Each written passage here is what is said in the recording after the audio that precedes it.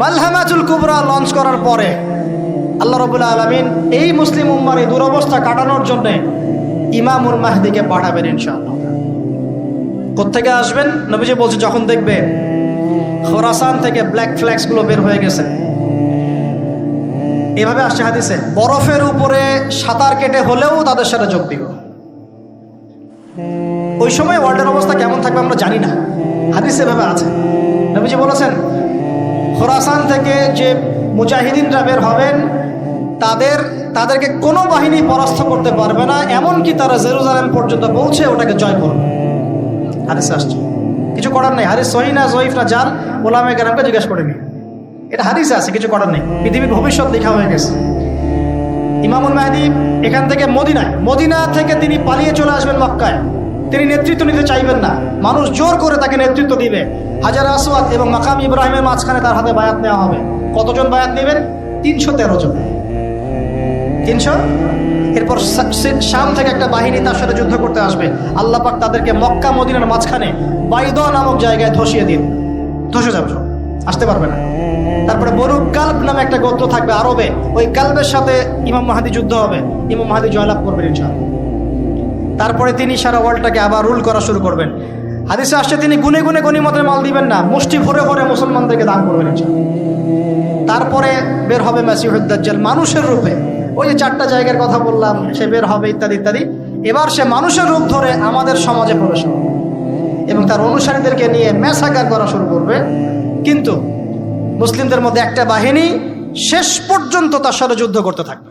হতে হতে হতে হতে যখন মুসলিমরা একটু কোণঠাসা, আল্লাহ পাক পাঠাবেন আসমান থেকে ওই মাসিহকে, যে মাসিহকে তারা চিনতে পারে। ওরা যাকে মাসিহ মনে করছে, তাহলে এই মাসিহটা কে? এ মিথ্যা মাসিহুদ দাজ্জাল। কথা বুঝতে পারছেন? তাহলে সবচেয়ে বড় প্রতারণার শিকার কারা হচ্ছে? মাসিহুদ দাজ্জাল ওদেরকেই প্রতারণা করছে। বুঝতে পারেননি কথা? ওদের সাথেই সবচেয়ে বড় প্রতারণা হচ্ছে। ওরা মনে করছে এই সত্যিকারের মাসিহ, সে আসলে আমরা বিশ্ব রুল করব। সে সত্যিকারের মাসিহ নয়। ঈসা ইবনে মারিয়াম আসবেন কিভাবে সেটাও এসেছে।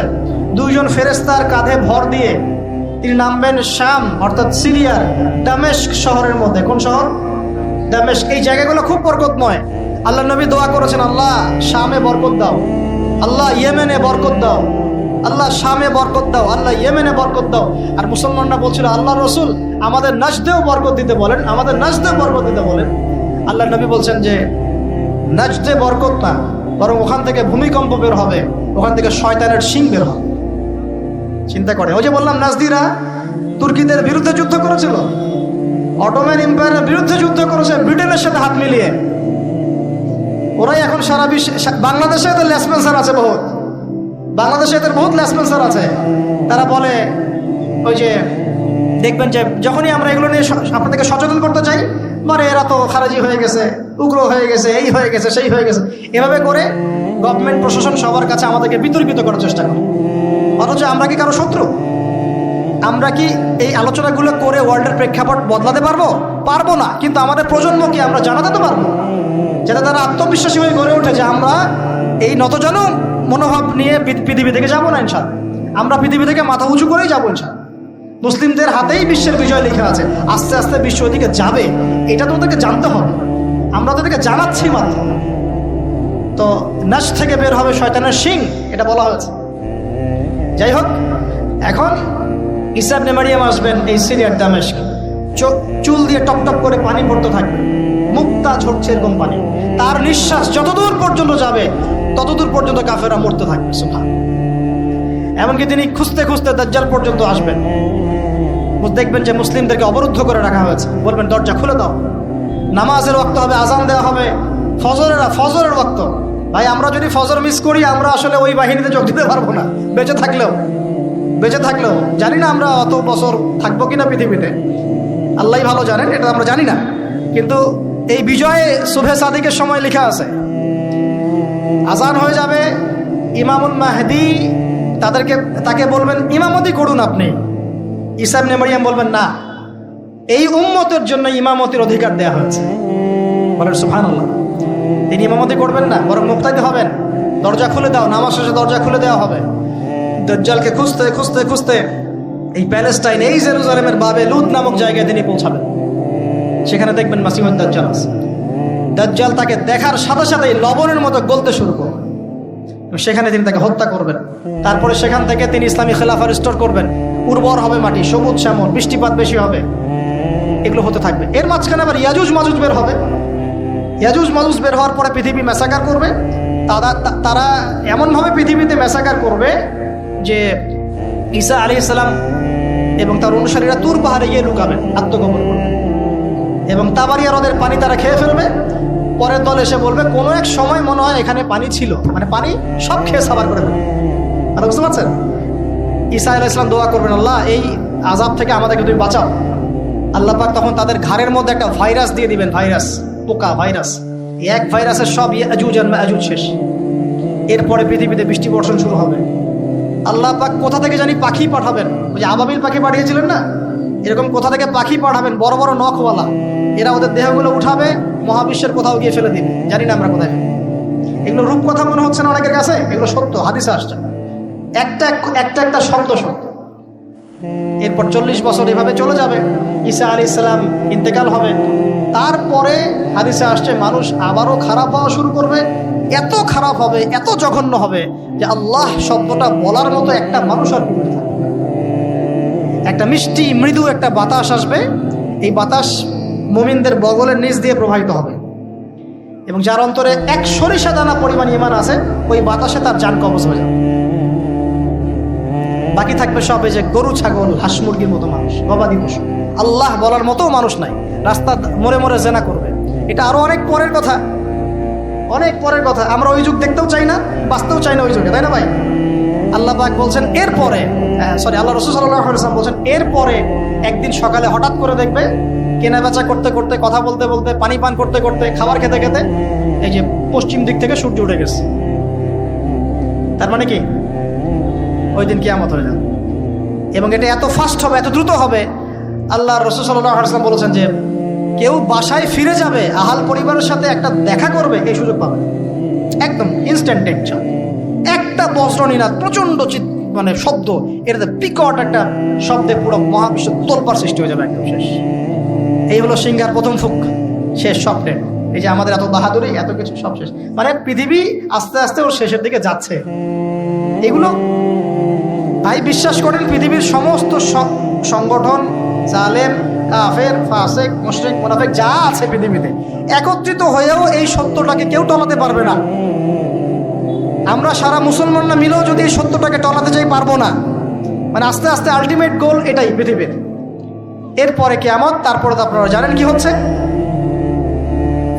ফামান ইয়া'মাল মিসকালা যাররাতিন খায়রান ইয়ারাহ, এক চুল পরিমাণ যদি ভালো কাজ কেউ করে থাকে তাকে সেটা দেখানো হবে।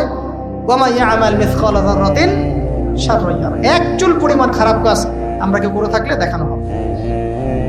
তবে যারা লা ইলাহা ইল্লাল্লাহ এই তাওহীদের উপর থাকবে, যত বড় গুনাহ করুক না কেন আল্লাহ মাফ করে দিবেন ইনশাআল্লাহ। কারণ আমাদের জন্য নবী সাল্লাল্লাহু আলাইহি ওয়াসাল্লাম সুপারিশ করবেন। তাই বলে কি আমরা গুনাহ করতে থাকবো এখন? এটা নবী সাল্লাল্লাহু আলাইহি ওয়াসাল্লামের শান, তার মর্যাদা। আল্লাহ রাসূল সাল্লাল্লাহু আলাইহি ওয়াসাল্লাম এই কথা বলে গিয়েছেন যে কবিরা গুনাহগার মুসলমানদের জন্য আমি সুপারিশ করব। তাওহীদের উপর যারা থাকবে ইনশাআল্লাহ জান্নাত, শিরকে থাকলে, কুফরিতে থাকলে জাহান্নাম ছাড়া কোনো গতি নাই। এই হলো পৃথিবীর শেষ। আমরা তো জান্নাতে যেতে চাই কি চাই না ভাই? তাহলে এখন আমরা জানি যে এই অবস্থা কেন হচ্ছে। যখন মানুষের অস্ত্র ধরার সুযোগ থাকে না, তখন তার অস্ত্রই হচ্ছে অস্ত্র। অস্ত্র কি? মানে চোখের পানি, এটাই আপনার অস্ত্র। ইমাম শাফিঈ রাহিমাহুল্লাহ বলতেন যে তাহাজ্জুদের ওয়াক্ত, মানে যখন শেষ রাত চলে আসে, তাহাজ্জুদের ওয়াক্তে যে দোয়াগুলো করা হয় এগুলো এমন এমন তীর বা এমন অস্ত্র যেটা কখনো ব্যর্থ হয় না। কে চিল্লাচিল্লি করছেন? পুরো আলোচনায় একবারও ঠিক বলার দরকার নাই, কারণ আপনি ঠিক বললেও যেটা ঠিক সেটা ঠিকই, আর যেটা আপনি ঠিক বলবেন না, কোরআন সুন্নাহ যদি ঠিক না বলে এটা ঠিক না। তো এই ঠিক বেঠিকের দরকার নাই। কারণ হচ্ছে আমরা যদি এই আয়োজনটা মসজিদে করতাম, আপনারা কি মসজিদে এরকম শোরগোল করতেন? কথা বোঝেন? যদি আমরা এই আয়োজনটা মসজিদের মধ্যে করতাম, আপনারা কি মসজিদেও শোরগোল করতেন, হট্টগোল করতেন? যদি করতেন তাহলে সেটা হতো কিয়ামতের আলামত। নবী সাল্লাল্লাহু আলাইহি ওয়াসাল্লাম বলেছেন কিয়ামতের আগে আগে মসজিদগুলো হবে চাকচিক্যময় এবং মসজিদ থেকে হেদায়েত উঠে যাবে, মসজিদ থেকে হেদায়েত উঠে যাবে। এমন হাদিস এসেছে যে মানুষ জামাতে নামাজ পড়বে কিন্তু মুসল্লিদের মাঝে একজন প্রকৃত ইমানদার খুঁজে পাওয়া যাবে না। আপনাদের কি মনে হয় সেই যুগটা আসতে বাকি আছে অনেক? তো মসজিদে যদি শোরগোল হট্টগোল করা হয়, এটা হচ্ছে একটা কিয়ামতের সাইন যে কিয়ামতের আগে আগে মসজিদের শোরগোল হট্টগোল বেড়ে যাবে। আপনারা কি এটা চান? তো আমরা যদি এই আয়োজনটা মসজিদে করতাম, আপনারা কি চিল্লাচিল্লি করতেন, হট্টগোল করতেন? মনে করেন এখন আমরা একটা মাঠেই বসে আছি, কিন্তু এই মাঠে কোরআন এবং সুন্নাহর কথা হচ্ছে, আমরা কি হট্টগোল করব, শোরগোল করব? আল্লাহ পাক আমাদের সবাইকে কোরআন এবং হাদিসের সামনে আত্মসমর্পণ করার তৌফিক দান। আজকে 5 ওয়াক্ত নামাজ কারা কারা পড়েছেন হাত তোলেন দেখে। মাশাআল্লাহ, হাত নামান।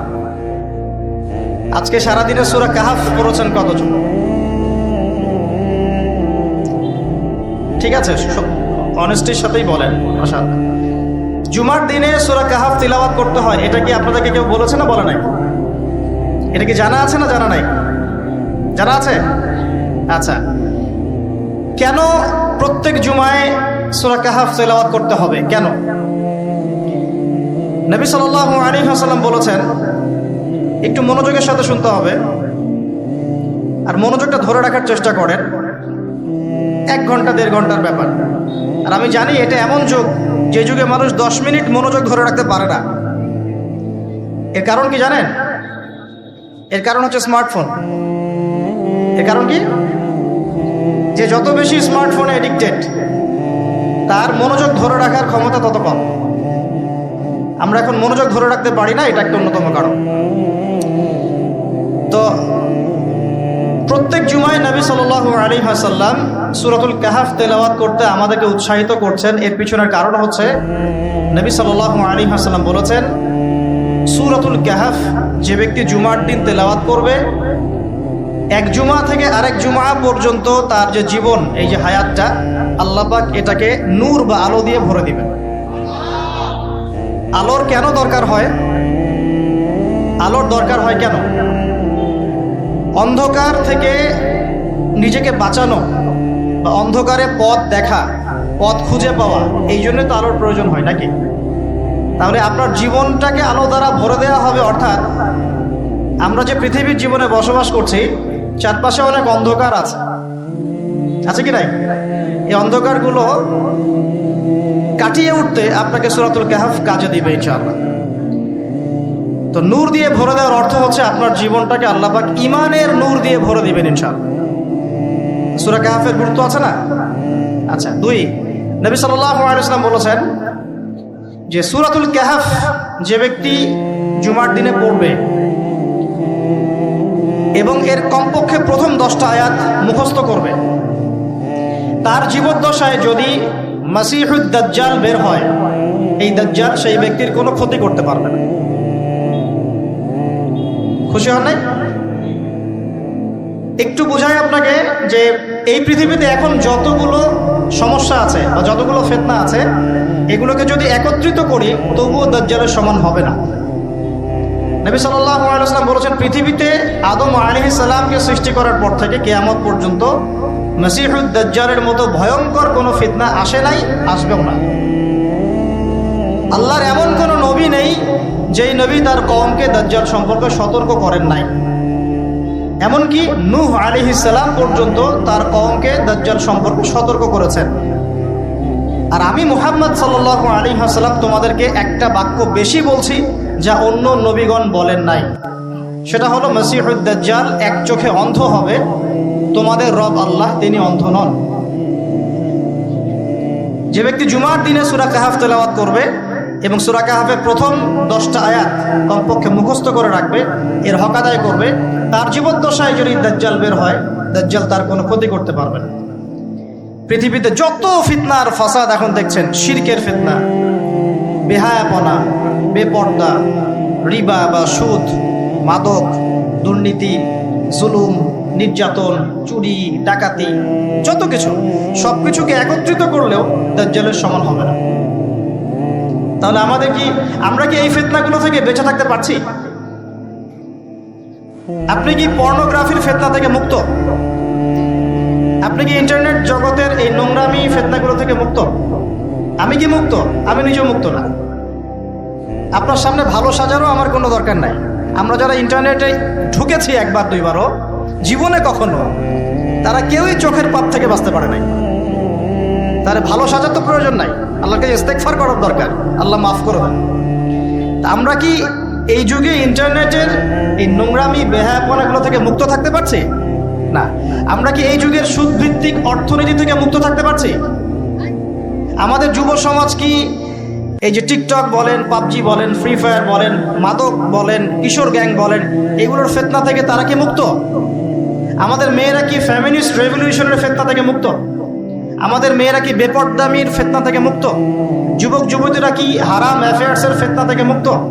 পরিবারগুলো কি পারিবারিক কলহ থেকে মুক্ত?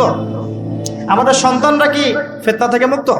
আমাদের প্রত্যেকটা খাবার কি বিশুদ্ধ, পরিশুদ্ধ না করাপ্টেড?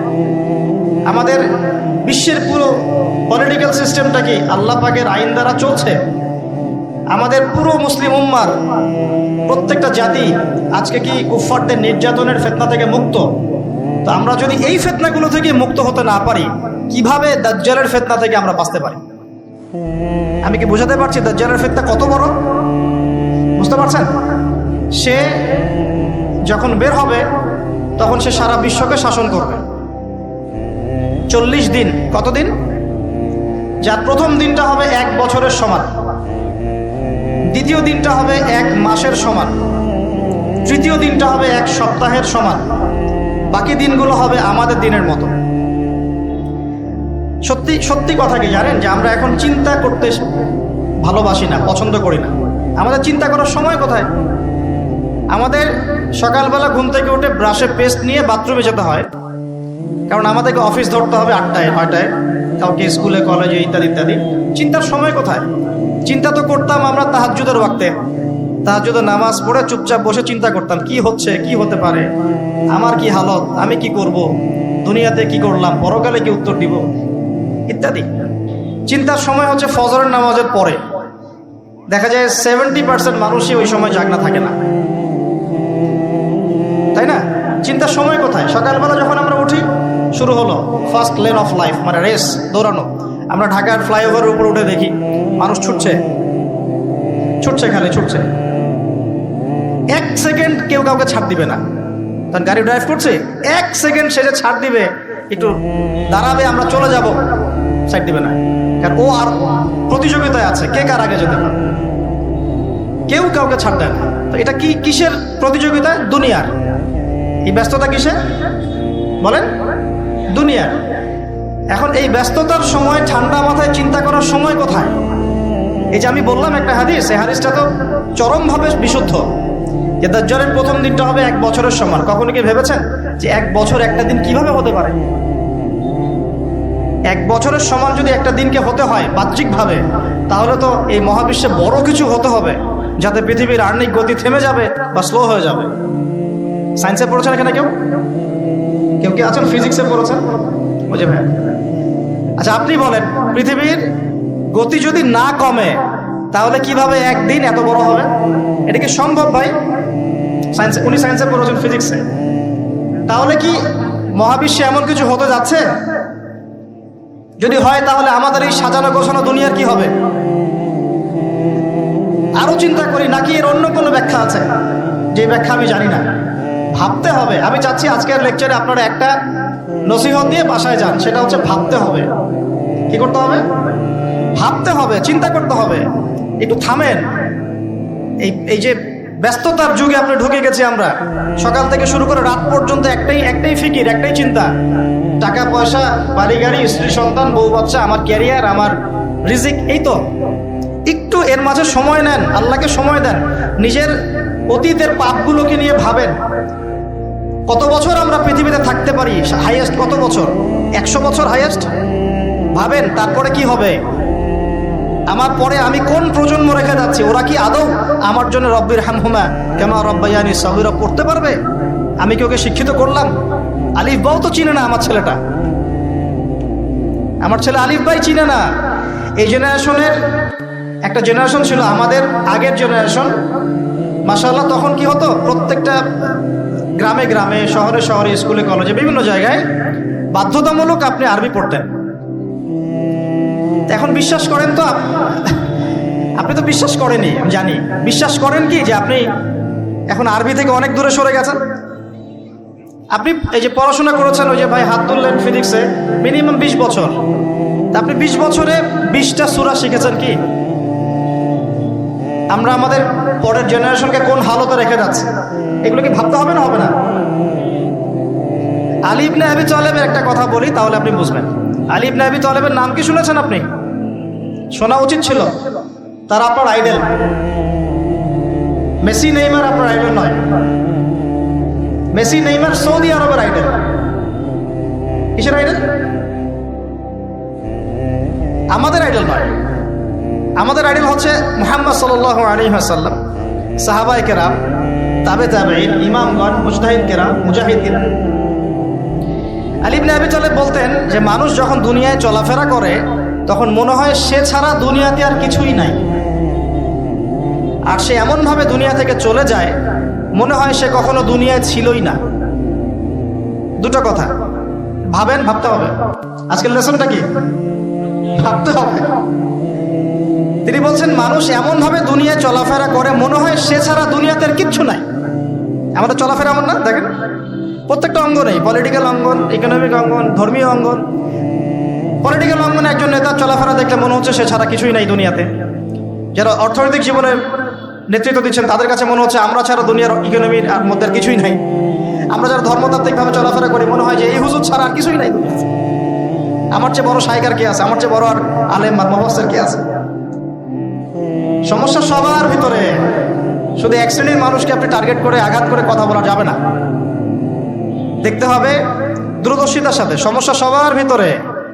এখন দেখেন আমরা দুনিয়াতে চলছি, মনে হচ্ছে যে আমরা ছাড়া আর কিছুই নাই মনে হয়, কিন্তু মানুষ দুনিয়া থেকে চলে গেছে। প্রায় মিলিয়ন, বিলিয়ন, ট্রিলিয়ন মানুষ এখন দুনিয়া থেকে চলে গেছে। সূচনা থেকে এই পর্যন্ত তাদের কোনো খবর আছে? কাদের খবর আছে? যারা এই দুনিয়াতে থাকাকালীন এমন কিছু করে গিয়েছিল যার ফলশ্রুতিতে আল্লাহ পাক তাদেরকে চিরস্মরণীয় করে রেখেছে। আমরা কি আবু বকর সিদ্দিকের নাম শুনে নেই? তার কৃতিত্ব মর্যাদা কি কমে গেছে না বেড়েছে? উমর ইবনুল খাত্তাবের নাম শুনি নাই? পৃথিবীর শেষ পর্যন্ত তার মর্যাদা কি কমে যাবে? উসমান বিন আফফানের নাম শুনেছেন? তার কথা কি আমরা আলোচনা করি না সম্মানের সাথে? আলী রাদিয়াল্লাহু আনহুর কথা বললাম, তার কথা কি আমরা সম্মানের সাথে আলোচনা করি না? করি। তার মানে আমরা আমাদের কীর্তি দিয়ে, ভালো কিছু কাজ দিয়ে এই দুনিয়াতেও অমর থাকতে পারি, আল্লাহর কাছেও সম্মান পেতে পারি। এটাই কি আমাদের জীবনের উদ্দেশ্য হওয়া উচিত না? ভাবতে হবে কিনা? আল্লাহ পাক আমাদেরকে তৌফিক দান করুন। যে পয়েন্ট থেকে আসলাম, কিভাবে সম্ভব বলেন তো একটা দিন এত লম্বা হওয়া? ভাববেন আপনারা। পরের দিন 1 মাসের সমান, তারপরের দিন 1 সপ্তাহ, তারপরের দিন আমাদের মতো। এভাবে কে বিশ্ব শাসন করবে বলেন? দাজ্জাল শব্দের অর্থ হচ্ছে মহামিথ্যাবাদী। কি নাম? মানে যার মিথ্যার উপরে পিএইচডি আছে, মিথ্যার উপরে। আর মাসিহুদ দাজ্জাল সবচেয়ে বড় মিথ্যাবাদী। দাজ্জাল মানে মহা প্রতারক, যে আপনাকে এমন ভাবে প্রতারিত করতে পারে যার খবর হদিস আপনি পাবেন। আমরা আস্তে আস্তে আসতেছি দাজ্জাল এবং তার সাথে বর্তমান সভ্যতার কি সম্পর্ক, এবং সামনে কিভাবে সে বিশ্বটাকে শাসন করতে পারে। সে বিশ্বকে শাসন করবে। এখন আমাকে বলেন, আমার দিকে তাকান, আমাকে বলেন, একজন ব্যক্তি যদি বিশ্বকে শাসন করতে চায় তার অনুসারী লাগবে কি লাগবে না? একা একা একজন ব্যক্তি বিশ্ব শাসন করতে পারে? ও আচ্ছা, দাজ্জাল কি মানুষ না জিন নাকি? দাজ্জাল কে? এটা ফেরেশতা নাকি জিন না মানুষ? কি? এটাও একটা প্রশ্নের বিষয়। কিভাবে? দেখুন, আল্লাহর নবী সাল্লাল্লাহু আলাইহি ওয়াসাল্লাম বলছেন নূহ আলাইহিস সালামের সময়ও নূহ আলাইহিস সালাম তার কওমকে দাজ্জাল সম্পর্কে সতর্ক করেছেন। তার মানে পৃথিবীর সূচনা থেকে সে পৃথিবীতে ছিল এবং সে বের হবে শেষ জামানায়, এবং বের হয়ে সে তার অনুসারীদেরকে নিয়ে বিশ্বটাকে শাসন করবে। তার মানে অনেক লম্বা একটা হায়াত সে পেয়েছে। কোন জাতি এত লম্বা হায়াত পায় বলেন তো? কোন জাতি? মানব জাতি এত লম্বা হায়াত পায়? একটা মিস্টেরিয়াস ক্যারেক্টার দাজ্জাল। সে কি? তারপরে দেখুন নবী সাল্লাল্লাহু আলাইহি ওয়াসাল্লাম একটা হাদিসের মধ্যে বলেছেন যে তাকে ওই তামিম দারির ওই দ্বীপে বন্দী করে রাখা হয়েছে। আপনারা হাদিসটা জানেন? অনেকে জানেন। দ্বীপে বন্দী থাকা অবস্থায় তাকে সাহাবীরা দেখেছেন অনেক বিশাল আকৃতিতে, ঠিক আছে? এবং সাহাবীদেরকে সে প্রশ্ন করছিল, তামিম দারিকে প্রশ্ন করছিল যে বাইসানের খেজুর বাগানে খেজুর কি ধরে? বলে হ্যাঁ ধরে। সে বলছে অচিরেই আর ধরবে না। তারপরে বলছে তাবারিয়া হ্রদে কি পানি আছে? সাহাবীরা বলছেন আছে। বলছে